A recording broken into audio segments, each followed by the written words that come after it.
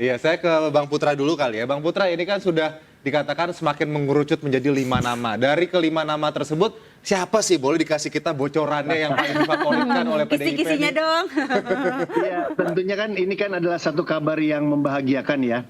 Mbak Puan sebagai pimpinan partai dan juga dipercaya oleh Ibu Megawati dan DPP PD Perjuangan untuk bisa memimpin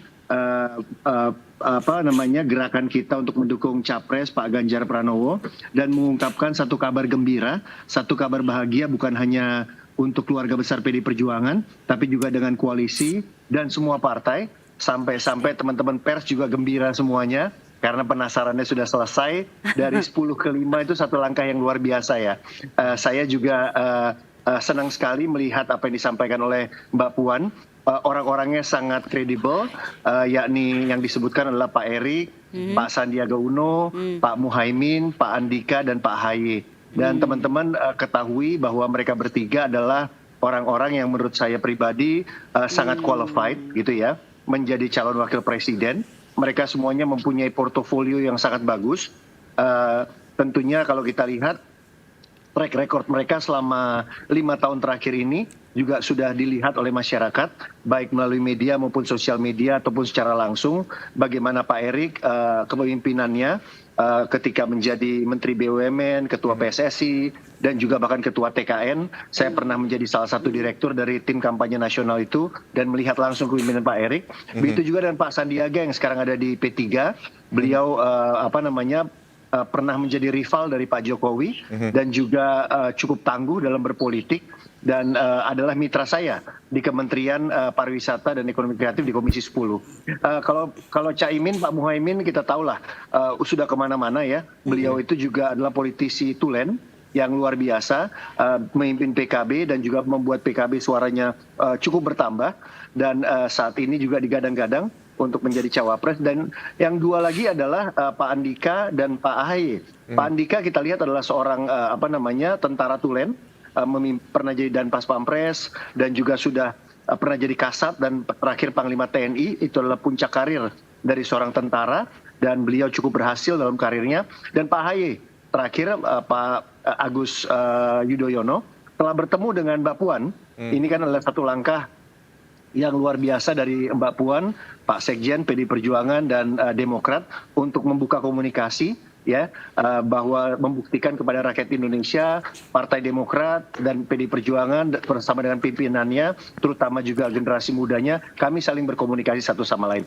Jadi teman-teman kalau kita lihat mereka bertiga ini memang cukup qualified ya. Kalau kita ngelihat track recordnya itu luar biasa. Tapi nanti saya kasih tahu juga kalau kriteria dari Pak Ganjar itu seperti apa. Siap, Bang Putra mungkin langsung aja gimana tanggapannya tadi kalau dari Bung Burhanuddin, apakah ini masih ada faktor Erick Thohir tadi dari Partai PDIP dan sebenarnya yang diinginkan Ganjar sosok seperti apa nih partnernya nih?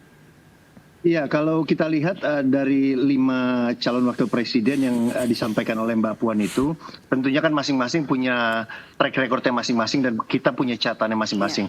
Terutama Pak Ganjar dan para ketua umum yang sudah bekerja sama dengan PD Perjuangan, itu pastilah punya catatan tersendiri gitu ya. Bukan hanya Pak Erick Thohir, semuanya itu kan ada plus minusnya, ada kekuatan dan kelemahannya dan lain sebagainya. Nah tentunya ini kan nanti menjadi domain dari kalau di PD Perjuangan Ibu Ketua Umum, Ibu Megawati, bersama dengan para ketua umum yang sudah bekerja sama dengan PD Perjuangan dan tentunya juga Pak Jokowi. Dan dalam hal ini juga tentunya Pak Ganjar. Kalau kita lihat cara Pak Ganjar memimpin dan beberapa kali Pak Ganjar menyampaikan pernyataan, itu ada semacam pemandu dari Pak Ganjar itu yang dia sampaikan di semua akun media sosialnya, itu adalah "Tuanku ya rakyat, gubernur cuma mandat." Itu bukan tagline. Jadi Pak Ganjar bilang itu bukan tagline, apalagi slogan politik. Kata-kata itu sudah menjadi nilai jiwa semangat dan pemandunya dalam memimpin pemerintahan. Jadi kira-kira kalau nanti jadi pendampingnya Pak Ganjar, ya semangatnya para cawapresnya harus gitu juga. Bahwa tuanku ya rakyat, menjadi presiden atau calon atau wakil presiden itu adalah mandat. Artinya keberpihakannya terhadap rakyat itu harus 100%, all out gitu ya. Nah ini kan bisa kita lihat nih, track record dari 5 calon wapres ini seperti apa. Nah, Pak Ganjar juga pernah mengatakan bahwa calon wakil presidennya itu mesti satu visi dengan beliau dan juga harus energik dan memiliki tidak punya agenda tersendiri ya. Jadi kriteria ini harus satu nilai, satu visi dan tidak boleh ada agenda sendiri, ini sangat penting. Ya, jadi duit tunggal seperti ibaratnya di eranya Bung Karno dan Bung Hatta. Dan yang kedua, kalau ini sudah terpenuhi, mereka punya semangat yang sama-sama menjalankan perintah konstitusi dan undang-undang. Ini yang kita lihat sangat kental dari Pak Ganjar ya, ketika 10 tahun ataupun 2 periode memimpin Jawa Tengah. Bagaimana beliau ikut dan turut dan taat dengan konstitusi dan undang-undang sampai meskipun harus dikritik terkait dengan Piala Dunia U20 gitu ya. Tapi beliau yang namanya konstitusi, undang-undang tidak akan main-main gitu. Nah ini adalah satu karakter dari Pak Ganjar yang menurut saya calon wakil presidennya juga nggak boleh cawe-cawe. Yang nggak boleh kompromi dalam hal konstitusi dan taat dengan undang-undang.